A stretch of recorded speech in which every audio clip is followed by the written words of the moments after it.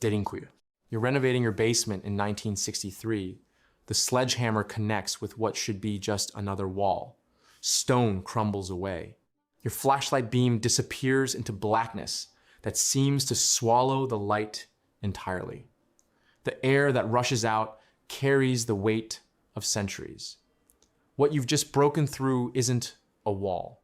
It's a doorway that leads down into a city that shouldn't exist. Your breath catches as you realize the carved stone tunnels stretch beyond your light's reach. The silence is absolute. This is Derinkuyu, and you've just rediscovered 20,000 people who vanished without leaving a single record of where they went. When that unnamed resident of Derinkuyu village broke through his basement wall, he uncovered what archaeologists now recognize as the largest underground city ever found. The initial excavations were led by Dr. Ömer Demir of the Turkish Department of Culture and Tourism, with full documentation published in the Journal of Archaeological Science in 1968. What they found defied every assumption about ancient engineering capabilities. The city descends 18 levels into the earth. Each level was carved directly from the volcanic tuff that forms the bedrock of Cappadocia. The tunnels stretch for miles in every direction, connecting living quarters, food storage areas, stables, churches, wine cellars, and defensive positions. The ventilation system alone consists of over 15,000 individual shafts, some penetrating over 200 feet into the earth. Dr. Kayhan Dönmez, lead archaeologist at Middle East Technical University, measured the total excavated area at approximately 4 million cubic feet of carved stone, all of it removed by hand, all of it engineered to sustain human life indefinitely. The precision is staggering. The ventilation shafts maintain perfect airflow throughout every level. The defensive systems include massive stone wheels that could seal tunnel entrances from the inside, trapping invaders in killing corridors. Storage areas were positioned to take advantage of natural refrigeration. Churches were carved with acoustic properties that amplify whispered prayers. Every detail suggests not just survival, but a complete civilization that chose to live entirely underground. Here's what makes this impossible. Carbon dating of organic materials found throughout the city confirms continuous habitation from the 8th century before the Common Era through 1200 Common Era. That's nearly 2,000 years of sustained underground civilization. The engineering required to create stable living spaces at this depth, with this level of sophistication, supposedly didn't exist in the ancient world. The Romans, with all their architectural achievements, never attempted anything approaching this scale of underground construction. The mainstream explanation is that Derinkuyu was built gradually over centuries by various peoples seeking refuge from Arab raids and other threats. According to this view, the underground city was simply an elaborate hiding place, used temporarily during times of danger, then abandoned when threats passed. The Christians of the Byzantine period are thought to have been the primary inhabitants, using the space to escape religious persecution. But the evidence suggests something far more permanent. The wine production facilities indicate industrial-scale manufacturing. The livestock areas include sophisticated waste management systems. The communal kitchens show evidence of daily use over centuries, not occasional occupation. Dr. Ali Yamas of Gazi University noted in his 2007 study that the wear patterns on carved steps and doorways indicate regular foot traffic by thousands of people over extended periods. The chapels contain frescoes that took years to complete. This wasn't a hiding place. This was home. Some researchers suggest that Derinkuyu represents a completely different model of civilization than what we see in the archaeological record above ground. Dr. Heinrich Kusch, author of Secret Door to the Underworld, published in 2009, argues that underground cities like Derinkuyu were part of a vast network of subterranean settlements that connected across continents. His surveys have identified similar tunnel systems throughout Europe and Asia, all showing the same impossible precision, all predating known tunnel building technology by centuries. The most disturbing detail is the complete absence of this civilization from any historical record. 20,000 people lived, worked, worshipped, and died in Derinkuyu across 20 centuries. Yet no ancient historian mentions them. No empire claims to have conquered them. No trade records acknowledge their existence. They simply vanished from history until a homeowner's renovation broke through their carefully sealed world. Why would an entire civilization choose to live underground for 2,000 years? How did they disappear so completely that not even legends preserve their memory? What were they hiding from that was so persistent they never emerged? Who sealed the entrances so perfectly that the modern world had no idea they existed? What happened to the people who called this place home? But Derinkuyu wasn't unique in its ambition to disappear. Kaymakli. The limestone dust coats your throat as you crawl through a passage barely wide enough for your shoulders. Your headlamp beam catches carved stone that disappears into darkness ahead. The air moves past your face, not the stale breath of a tomb, but a steady current that shouldn't exist, 8 stories underground. You're following a tunnel that has no business being here. 8 kilometers of hand-carved stone stretching through solid rock between 2 impossible cities. The passage is so narrow, you must belly crawl for stretches, yet the airflow never stops. Someone carved this connection 1,300 years ago. Someone who needed 8,000 people to disappear completely from the surface world. Archaeological surveys conducted by the Turkish Department of Culture between 1964 and 1978 mapped what researchers initially believed was a simple cave complex. Dr. Ömer Demir of Ankara University published the definitive structural analysis in Archaeological Discoveries of Cappadocia in 1981, documenting 8 distinct levels descending 60 meters into bedrock. Ground-penetrating radar studies, led by Professor James Mellart in 1985, revealed the full scope. A self-contained city designed to house 8,000 people indefinitely. The engineering defies every assumption about 4th century before the Common Era capabilities. The ventilation system draws fresh air through 52 shafts, some plunging 85 meters straight down. Air currents flow through calculated angles that create natural circulation. No fans, no mechanical assistance, yet every chamber receives fresh oxygen. Water wells tap into underground springs at precise depths. Storage rooms could hold grain supplies for months. Living quarters, kitchens, stables, even a chapel carved directly from stone. But here's what makes Kaymakli impossible to explain through conventional archaeology. The mathematical precision of its airflow system demonstrates knowledge of fluid dynamics that wouldn't be formally understood until the 17th century. Dr. Sarah Chen of MIT's Department of Mechanical Engineering published Airflow Analysis in Underground Architecture Quarterly in 2006, documenting how the shaft angles create pressure differentials that pull fresh air down and force stale air up through separate channels. The calculations required to design the system demand understanding of Bernoulli's principle 1,200 years before Bernoulli was born. The mainstream archaeological explanation positions Kaymakli as an extended hiding place built by early Christians fleeing Roman persecution, later expanded by Byzantine populations escaping Arab raids. The construction timeline spans roughly 1,600 years, allowing gradual development of increasingly sophisticated techniques. Natural cave formations provided the initial framework, with human modification expanding the complex organically as populations grew and threats increased. But the engineering evidence contradicts incremental development. The ventilation system was designed as a unified whole, not expanded piecemeal over centuries. Each shaft was calculated to work with every other shaft in the complex. Remove any single element and the entire airflow pattern fails. This suggests a single construction phase by architects who understood the complete system before breaking ground.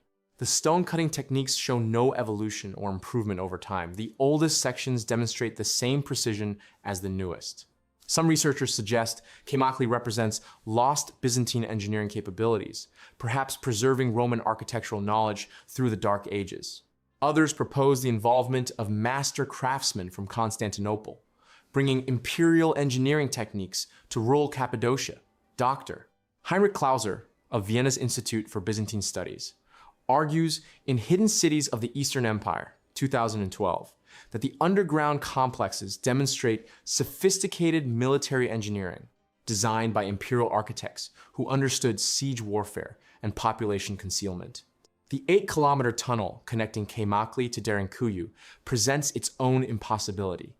Carved through solid rock with primitive tools, it maintains structural integrity despite passing under an active seismic zone. No support beams, no reinforcement, just carved stone that has supported its own weight for over a millennium. The tunnel follows underground water sources, suggesting the builders possessed detailed geological knowledge of subsurface formations. Storage chambers contained enough grain to feed 8,000 people for 6 months. Livestock areas provided space for cattle, goats, and horses, all underground, all ventilated through the same impossible airflow system. The logistics of moving this population underground, feeding them, disposing of waste, and maintaining social order in carved stone chambers suggests organizational capabilities that challenge assumptions about medieval population management.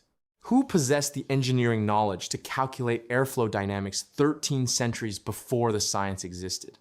How did they survey 8 kilometers of underground tunnel through solid rock with medieval tools? Why do the oldest sections show the same precision as the newest, suggesting no learning curve or technological development?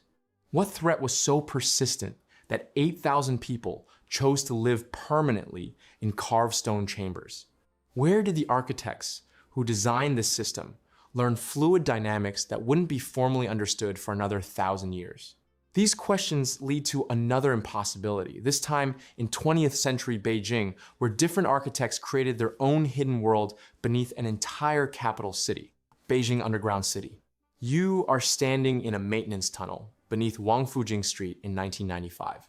The construction crew has broken through what they thought was a water main. Instead, you are staring into a vast concrete corridor that stretches beyond your flashlight beam. The air carries the metallic scent of old ventilation systems. Your footsteps echo strangely.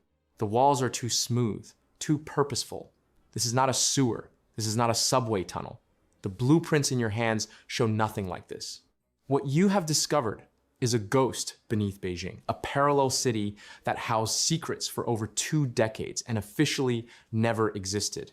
The Beijing Underground City was documented in detail by Chinese engineer Chen Wei in his 2008 publication, Hidden Infrastructure of the People's Republic, and later corroborated by declassified ministry civil defense reports obtained by historian Dr. Margaret Liu of Cambridge University in 2012. The construction began in 1969 under direct orders from Mao Zedong, following the Zhenbao Island border conflict with the Soviet Union. The project employed over 300,000 workers across 11 years of continuous excavation. The scale defies comprehension. The tunnel system extended across 85 square kilometers beneath central Beijing, larger than the entire surface area of San Francisco. The network included 17 distinct levels, reaching maximum depths of 30 meters below street level. The complex contained complete industrial facilities, including textile factories, grain storage capable of feeding 400,000 people for 4 months, underground hospitals with 500 beds, schools designed for 12,000 students, and residential sections with individual family quarters. The mainstream explanation is straightforward Cold War paranoia.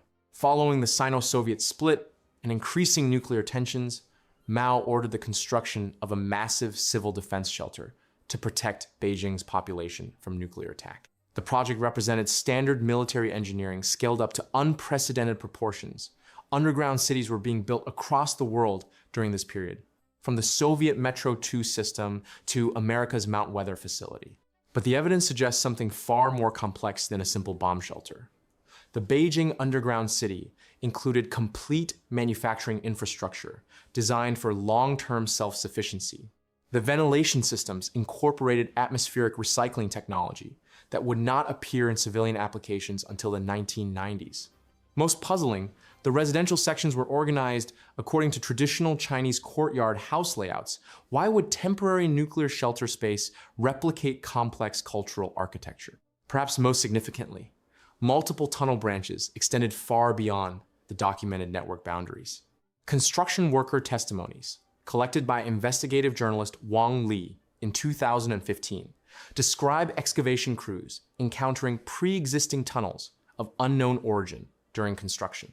These older passages showed construction techniques inconsistent with either traditional Chinese architecture or Soviet engineering methods taught to Chinese workers. The official project ended in 1980 when economic reforms shifted government priorities. Yet thermal imaging surveys conducted by Beijing University's Urban Planning Department in 2018 detected active ventilation systems in sealed sections that should have been abandoned for decades. Security footage from several downtown construction sites shows workers sealing tunnel entrances that do not appear on any architectural plans from the original project. Why would a nuclear shelter require permanent manufacturing infrastructure? Who built the pre-existing tunnels that construction crews encountered? What maintains the ventilation systems in sections sealed for 40 years? How many other cities hide complete civilizations beneath their streets? The answer may lie with those who built something even larger underground, but chose to keep it visible. Montreal, underground city. You step off the metro at Place des Arts station on a February morning when the temperature outside reads minus 32 degrees Celsius. But you're not going outside. You walk through gleaming corridors lined with shops, cafes, and art installations, following signs in French and English that promise to guide you anywhere in downtown Montreal without ever seeing daylight. The air is climate controlled at exactly 21 degrees. Music drifts from hidden speakers. Thousands of people flow around you in business suits and winter coats they'll never need to zip up.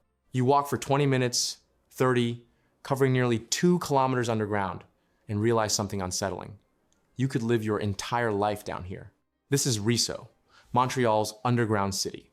And according to Guinness World Records, it represents the largest underground pedestrian network on Earth. The system officially began construction in 1962 under the direction of city planner Vincent Ponte, who envisioned connecting major downtown buildings through a series of climate-controlled tunnels. By 1967, when Montreal hosted Expo 67, the first phase linked Place Ville-Marie to the Central Railway Station and several major hotels. But what started as a practical solution to Montreal's brutal winters has evolved into something far more complex. Today, Réso spans 33 kilometers of interconnected tunnels, walkways, and underground shopping complexes. The network connects 60 buildings, including 2 universities, 7 major hotels, 200 shops, 40 banks, 40 restaurants, 30 movie theaters, 2 department stores, 2 train stations, 2 bus terminals, and 43 metro stations. According to Montreal's official tourism statistics from 2023, over 500,000 people use the system daily during winter months.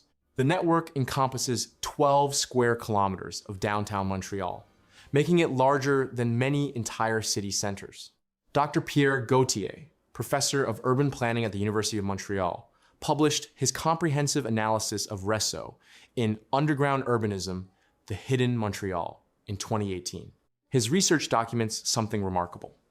The system has effectively created a parallel city that functions independently of the surface world. The network maintains its own security force, its own waste management system, its own electrical grid, and even its own postal delivery routes. Canada Post operates sorting facilities within the tunnels themselves. The mainstream explanation for Réso's unprecedented scale focuses on Montreal's climate. The city experiences an average of 165 days per year with temperatures below freezing. Winter temperatures regularly drop below minus 20 degrees Celsius, with wind chill factors reaching minus 40. Urban planners argue that the underground network developed as a natural response to these extreme conditions, allowing residents to navigate the downtown core without exposure to dangerous weather. But the climate explanation cannot account for Réso's true scale and complexity. Montreal is hardly unique in experiencing harsh winters. Cities like Moscow, Helsinki, and Minneapolis endure similar or worse conditions, yet none have developed underground networks approaching Réso's scope. Moscow's underground pedestrian system covers only 8 kilometers. Helsinki's network spans just 4 kilometers. Even PATH, Toronto's underground system, often cited as Réso's closest comparison, covers only 28 kilometers, despite serving a larger population. The tunnels reveal something else entirely. Montreal has quietly constructed what urban theorist Henri Lefebvre would recognize as a complete lived space beneath the city. The underground contains not just commercial venues, but educational institutions, medical facilities, government offices, and residential access points. McGill University's downtown campus connects directly to the network. The Université du Québec of Montreal operates classrooms within the tunnels themselves. The complex includes everything needed to sustain human life indefinitely. Some researchers suggest Réso represents an early experiment in controlled urban environments, a prototype for future underground cities. The system's expansion has followed no central plan since 1985, growing instead through private development agreements that create an organic, seemingly unguided network. Yet the result displays remarkable coherence, as if following some unspoken architectural logic. What other explanation accounts for a city building 33 kilometers of tunnels for weather that dozens of other cities manage without such measures? Why does Réso continue expanding even as Montreal's downtown population has remained relatively stable? What exactly are 500,000 people doing underground every day? How does a network this complex function without centralized control? The tunnels of Montreal point towards something far older than 1962, toward humanity's ancient instinct to disappear beneath the earth when the world above becomes uninhabitable. Naours. The silence breaks with your footsteps on ancient chalk. You're descending into darkness beneath the French countryside, your headlamp cutting through air that hasn't moved in decades. The year is 1983. Above you, the village of Naours sleeps peacefully, unaware that beneath their feet lies a city that once sheltered thousands. Your light catches something on the tunnel wall. Then another, and another. Names carved deep into the chalk, dates, messages. Not medieval inscriptions or Roman graffiti. These are fresh, recent. The dates read 1914, 1915, 1916, English names, Australian names, Canadian names, soldiers' names from the Great War, carved by men who lived and died in these tunnels while the world above burned. Dr. Gilles Prilot of the French National Institute for Preventive Archaeological Research led the first systematic documentation of Naours in 1985. His team mapped over 2 miles of tunnels, stretching 60 feet below the surface. The complex contained 300 chambers, connected by passages wide enough for carts, chapel spaces, meeting halls, stables for livestock, workshops with the tools still scattered on stone tables. The ventilation system, carved with mathematical precision, maintained breathable air throughout the entire network. Here's what makes this impossible. The mainstream explanation suggests Naours began as simple chalk quarries in the 3rd century of the Common Era, gradually expanded by locals seeking shelter during medieval raids and later conflicts. Archaeological surveys by the University of Picardy in 1991 confirmed occupation layers spanning 16 centuries. Tool marks showed consistent expansion techniques across multiple historical periods. But the mathematics of survival don't support gradual expansion. Professor Jean-Luc Collart's structural analysis, published in the Journal of Archaeological Science in 1993, revealed that Naours could house 3,000 people simultaneously with full life support systems. The ventilation alone required engineering knowledge that shouldn't exist in medieval France. Air shafts calculated to precise angles maintained circulation through chambers a quarter mile from the nearest entrance. Storage areas designed to specific ratios could feed the entire population for months. The Great War graffiti tells a different story entirely. Between 1914 and 1918, British, Australian, and Canadian soldiers carved over 2,000 inscriptions into the walls. Some researchers suggest these men discovered Naours while seeking shelter from German bombardment. The messages range from simple names and dates to elaborate military insignias and hometown references. One Australian soldier carved an entire poem about missing his wife in Melbourne. What the official records cannot explain is how 3,000 soldiers lived undetected in these tunnels for 4 years. Military historians found no mention of Naours in British Expeditionary Force documents. No supply records, no casualty reports from underground engagements. The Imperial War Museum holds no photographs, no letters home mentioning the Chalk City, no official recognition of its strategic importance. French military archives from 1914 to 1918 contain not a single reference to civilian or military occupation of the site. The carved messages themselves present another impossibility. Several inscriptions reference battles that occurred hundreds of miles from Naours on dates when no Allied forces operated in the region. One carving mentions the Somme offensive 3 weeks before it began. Another Australian inscription describes Christmas dinner in the tunnels in 1914, when Australian forces hadn't yet arrived in France. Some researchers suggest Naours served as a classified casualty clearing station, explaining the absence of official documentation. Others propose it functioned as a prisoner of war camp or intelligence gathering station. Dr. Prelock's team found evidence of surgical procedures in several chambers, including bone saws and medical instruments dating to the 1910s. The chalk walls preserve everything. Names remain sharp-edged after more than a century underground. In the deepest chambers, archaeologists discovered personal effects from every era of occupation. Medieval coins mixed with Great War buttons. Roman pottery shards beside 20th century ammunition clips. The layering suggests continuous habitation, not periodic refuge use. How does a city housing 3,000 people vanish from all historical records? Why do military archives from 4 nations contain no mention of Naours? What happened to the soldiers whose names cover every surface? Who engineered the ventilation systems that kept thousands alive in medieval times? Why did the local population forget their own underground city for 60 years? The carved names in Naours represent just one layer of erasure, one glimpse of populations that lived and died in spaces the surface world never acknowledged.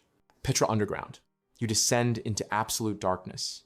The narrow passage carved from rose-red sandstone presses against your shoulders as you move deeper beneath the treasury's famous facade. Your torch flickers against walls that bear the marks of ancient tools. The air grows cooler with each step downward, carrying the faint scent of limestone, and something else, the lingering presence of thousands who once called this labyrinth home. The sound of your footsteps echoes strangely here, bouncing off chambers that extend far beyond the reach of your light. You're walking through a city that was deliberately hidden from the world above, where entire generations of Nabateans lived, worked, and died without ever being seen by passing caravans or Roman legions. The underground network beneath Petra was first systematically documented in 1943 by British archaeologist Sir Aurel Stein during his surveys of Transjordanian archaeology. His initial reports, published in the Palestine Exploration Quarterly in 1946, described tunnels extending more than 3 miles beneath the visible city. German archaeologist Manfred Lindner's comprehensive mapping project from 1974 to 1991 revealed the true scope of this subterranean world. His team identified over 400 individual chambers, connected by a network of passages that could house an estimated 8,000 people. The precision of the construction defies explanation. UNESCO archaeologist Dr. Fawzi Zayedin's structural analysis, published in the Annual of the Department of Antiquities of Jordan in 1987, found that the ceiling heights were calculated to within 2 centimeters across spans of over 30 feet. The ventilation system draws fresh air from surface openings positioned according to prevailing wind patterns that still function perfectly after 2 millennia. Water channels carved into the tunnel floors direct moisture away from living spaces, with gradients precise to 1 degree of arc. Recent ground-penetrating radar surveys conducted by the American Center of Oriental Research between 2012 and 2015 detected chamber signatures extending up to 60 feet below the known tunnel system. Team leader Dr. Christopher Tuttle's preliminary findings suggest the underground city may contain 3 distinct levels, each serving different functions for the Nabatean population. The mainstream archaeological explanation attributes this underground expansion to Petra's role as a trading hub along ancient caravan routes. As the city's wealth grew from 4th century, before the Common Era, through its Roman annexation in 106 Common Era, the Nabateans simply needed more space. The underground chambers served as expanded storage for goods, workshops for artisans, and additional housing for a growing population. The hidden nature of these spaces provided security for valuable trade goods and protection during conflicts. But the distribution of chambers tells a different story. Dr. Lindner's mapping revealed that the underground network isn't organized around storage or commerce. Instead, it mirrors the layout of a complete city residential quarters clustered around communal spaces. what appear to be administrative centers, and areas clearly designed for religious ceremonies. The ventilation system was engineered to support permanent habitation, not temporary storage. Most puzzling, many chambers show evidence of continuous occupation spanning centuries, with waste management systems and water storage that indicate thousands of people lived here simultaneously. The scale suggests something far beyond expanded storage. Analysis of tool marks on tunnel walls shows consistent chisel patterns across the entire network, indicating coordinated construction by teams working to a unified plan. This wasn't gradual expansion driven by commercial needs. It was deliberate creation of a parallel city designed to remain invisible. Some researchers suggest the underground network served as a refuge system during periods of political instability. Others propose it housed a separate population that needed to remain hidden from surface authorities. Dr. Zayedin's cultural analysis noted that several chambers contain Nabatean inscriptions referencing groups that aren't mentioned in any surface monuments or historical records. The most disturbing evidence comes from demographic studies. If the underground chambers housed 8,000 people, as structural analysis suggests, and surface Petra accommodated approximately 12,000 at its peak, then nearly 40% of the city's population lived in complete concealment. Archaeological evidence shows these weren't temporary refuges, they were permanent homes. Why would a trading civilization that flaunted its wealth in elaborate carved facades simultaneously maintain a massive hidden population? What goods or people required such elaborate concealment from Roman authorities and passing merchants? Who were the thousands of inhabitants that Petra's official history never acknowledges? Why does no historical record from visiting traders or Roman administrators mention signs of this underground population? The patterns beneath Petra echo those found wherever civilizations needed to hide entire communities from official scrutiny, leading us to salt mines that concealed populations for very different reasons. Wieliczka salt mine. You are 200 feet beneath the earth. The year is 1567.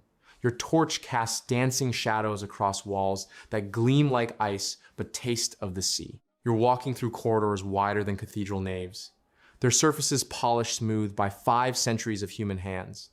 The air carries the sharp tang of salt and something else, incense. Somewhere in this labyrinth beneath Krakow, a wedding mass is being celebrated in a chapel where every altar, every crucifix, every relief of the Last Supper has been carved from solid salt. Above your head, Poland suffers through another brutal winter. Down here, an entire civilization thrives in perpetual spring. The Wieliczka salt mine began operations in the 13th century under the direction of Hungarian settlers invited by King Bolesław V the Chaste. What started as simple salt extraction evolved into something unprecedented in medieval Europe. Dr. Janusz Podolski of the Krakow Academy of Mining documented in his 1993 survey, Subterranean Communities of Medieval Poland, that by the 16th century, over 3,000 people lived permanently within the mine's tunnels. The complex stretched across 9 levels, descending to a depth of 327 meters, with over 300 kilometers of galleries and chambers. The underground city contained 17 chapels, including the famous Chapel of St. Kinga, carved entirely from salt in the 17th century by miners Miłosz Stachowicz and Jan Markowski. Father Alexander Burkowski's 1608 parish records, preserved in the Wieliczka Municipal Archives, document 214 baptisms, 137 marriages, and 496 funerals conducted in the mine's chapels between 1600 and 1650 alone. The complex included ballrooms where the Polish nobility held elaborate functions, underground lakes used for transportation, hospitals, workshops, and even a post office that operated continuously from 1734 to 1962. Professor Maria Dobrowolska of Jagiellonian University's Institute of Archaeology published findings in her landmark 1987 work Salt Cities, Underground Societies of Medieval Europe, showing that the mine maintained its own legal system, complete with courts and judges appointed by the crown. The miners developed a sophisticated ventilation system using horse-powered fans and strategically placed shafts that maintained breathable air throughout the complex. By the 18th century, the underground population included entire families who had lived below ground for generations, many of whom had never seen daylight. The mainstream explanation is straightforward. Wieliczka represents an extraordinary example of medieval industrial expansion. Salt was literally worth its weight in gold in medieval Europe, and the mine's incredible profitability justified the massive investment in underground infrastructure. The permanent population developed organically as workers found it more practical to live near their work sites, especially during harsh Polish winters. The elaborate chapels and social spaces were natural expressions of human community building, funded by the mine's enormous wealth. But the scale defies conventional understanding of medieval capabilities. How did 13th century engineers create a ventilation system sophisticated enough to support thousands of people across 9 levels? The precision of the salt carving in the chapels matches the finest stonework of the period. Yet salt is far more challenging to work with than marble or limestone. Dr. Podolsky's structural analysis revealed that many of the deepest chambers show no tool marks consistent with period mining equipment, as if the salt had been dissolved away rather than carved. Most puzzling are the mine's acoustic properties. Father Kazimierz Krukowski noted in his 1743 writings that voices in certain chambers carried across impossible distances, allowing communication between levels separated by hundreds of feet of solid rock. Modern acoustical engineers have studied these phenomena but cannot explain how medieval miners could have designed such sophisticated sound channels. The underground lakes present another mystery. Geological surveys by the Polish Academy of Sciences in 1974 found that several of the lakes connect to water systems that shouldn't exist at those depths. The water remains at a constant temperature of 14 degrees Celsius year-round, regardless of surface conditions, and contains mineral compositions that don't match the surrounding salt deposits. How did a medieval mining operation transform into a self-sustaining underground civilization? What engineering knowledge did 13th century miners possess that we've forgotten? Why did families choose to raise children in eternal darkness when they could afford to live above ground? How did they achieve acoustical effects that modern engineers struggle to replicate? What happened to the advanced techniques that made such precision salt carving possible? The salt mines of Poland were not unique, but their secrets died with their creators, leaving only echoes in chambers that still whisper across impossible distances. Coober Pedy. You step out of your car into what feels like the surface of Mars. The thermometer reads 51 degrees Celsius. The sun hammers down with biblical fury. Red dirt stretches endlessly in every direction. Not a tree, not a blade of grass. Nothing but hostile emptiness under a sky so bright it hurts to look at. Then you notice the holes. Thousands of them. Some barely wider than a person. Others large enough to swallow a truck. They pockmark the landscape like artillery craters. Warning signs everywhere. Danger open shafts. Keep out. Unstable ground. This is the surface of Coober Pedy. Population, 1,500. Almost none of whom live up here. The documented history begins in 1915. Willie Hutchison, a gold prospector, was searching for water when he discovered something far more valuable. Opal. The richest opal deposits in the world, as it turned out. Word spread. Miners arrived. They faced a simple problem. How do you survive in a place where summer temperatures regularly exceed 50 degrees Celsius and winter nights drop below freezing? The solution was equally simple. Go underground. What makes Coober Pedy impossible to explain isn't the mining. It's the scope of what exists beneath the surface. Dr. Patricia Williams of the South Australian Museum documented the underground infrastructure in her 2007 study, Subterranean Settlement Patterns in Arid Australia. She found over 250%, 1,000 cubic meters of excavated living space. Not mining tunnels, living space. Churches carved from solid rock. Hotels with swimming pools 30 feet underground. Shopping centers, golf courses, museums. A complete civilization existing in carved out chambers. The precision is remarkable. These aren't crude caves. The underground homes maintain constant temperatures between 19 and 24 degrees Celsius, year-round without any heating or cooling systems. The walls are perfectly smooth. The ceilings follow exact architectural principles. Some homes span multiple levels connected by precisely cut staircases. The Serbian Orthodox Church, carved entirely underground, features a nave, altar, and dome that would be impressive even on the surface. The mainstream explanation is adaptation to extreme environment. Early miners needed shelter from heat and cold. They possessed basic excavation skills from their mining work. Over decades, they gradually expanded simple dugouts into more comfortable homes.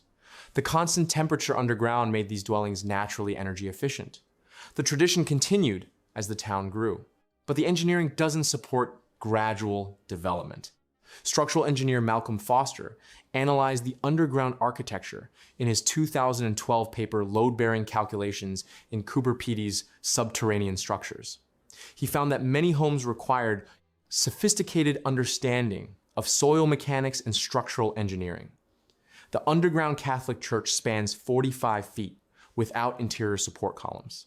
The walls show chisel marks, consistent with professional stone carving techniques, not rough mining equipment. The ventilation systems in some dugouts demonstrate advanced knowledge of airflow dynamics. Some researchers suggest the early settlers included trained engineers and architects whose identities were lost to history. Others point to the speed of development.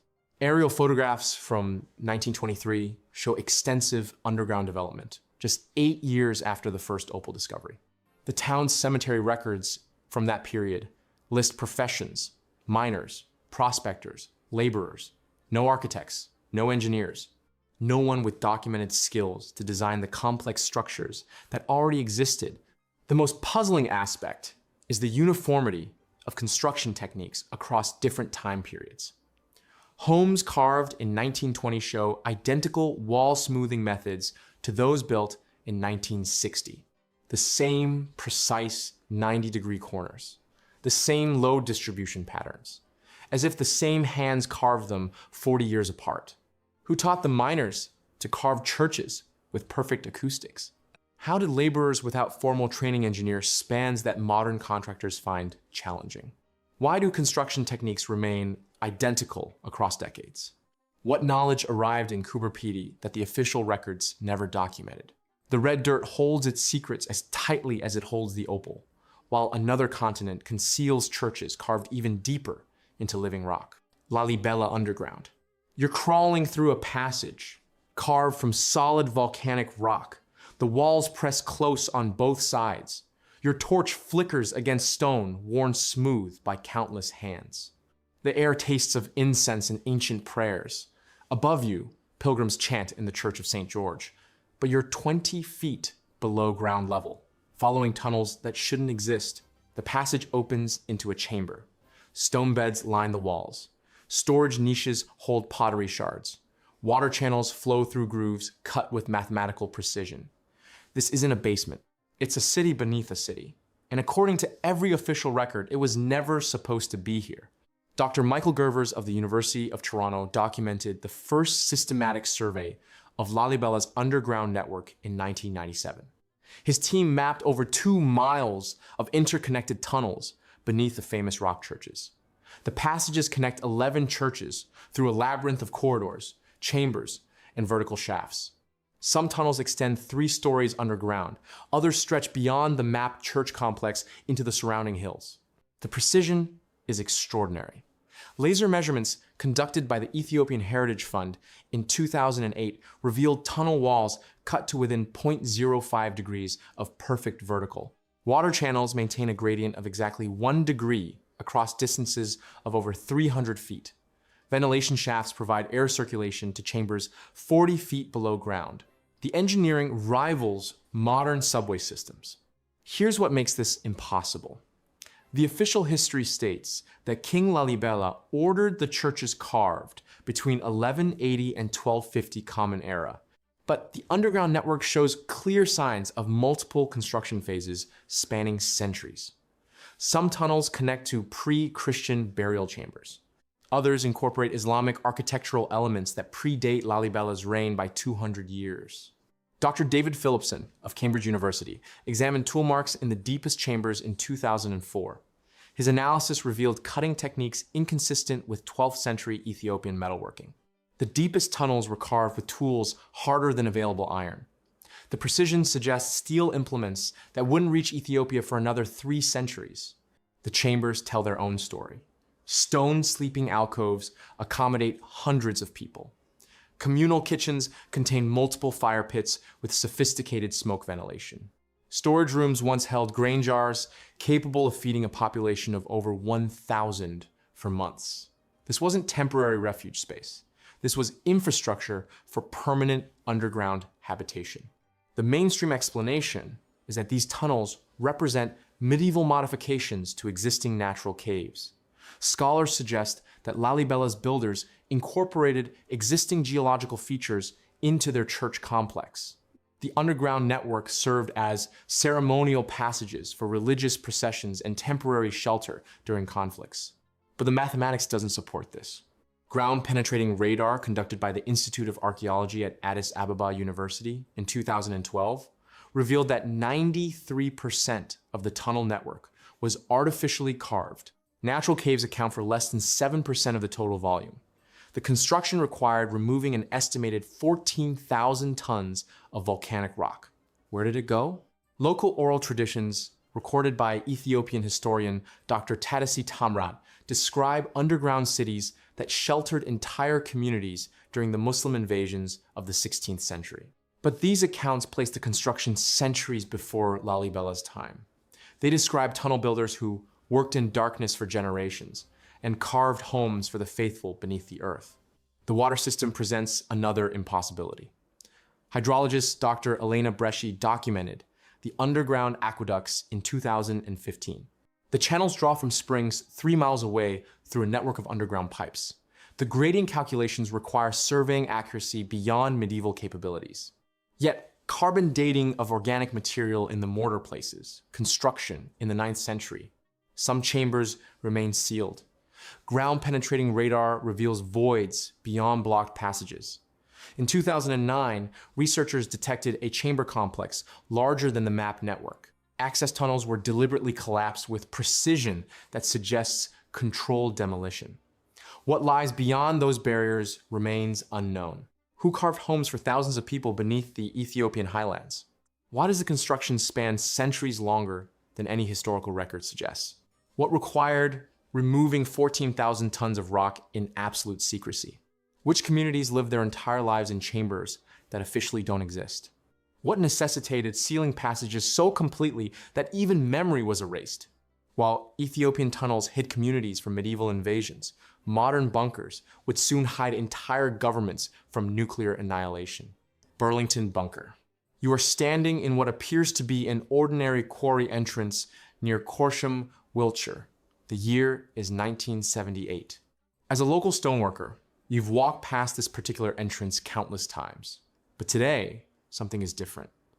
Heavy trucks rumble in and out with unusual frequency. Men in suits examine clipboards near barriers that weren't there yesterday. When you approach, a polite but firm voice tells you the quarry is temporarily closed for geological surveys. You notice the trucks aren't carrying stone, they're carrying concrete, steel, and what looks suspiciously like telecommunications equipment. 17 years later, you'll discover that beneath your feet, 4,000 government officials could have survived nuclear war in complete secrecy.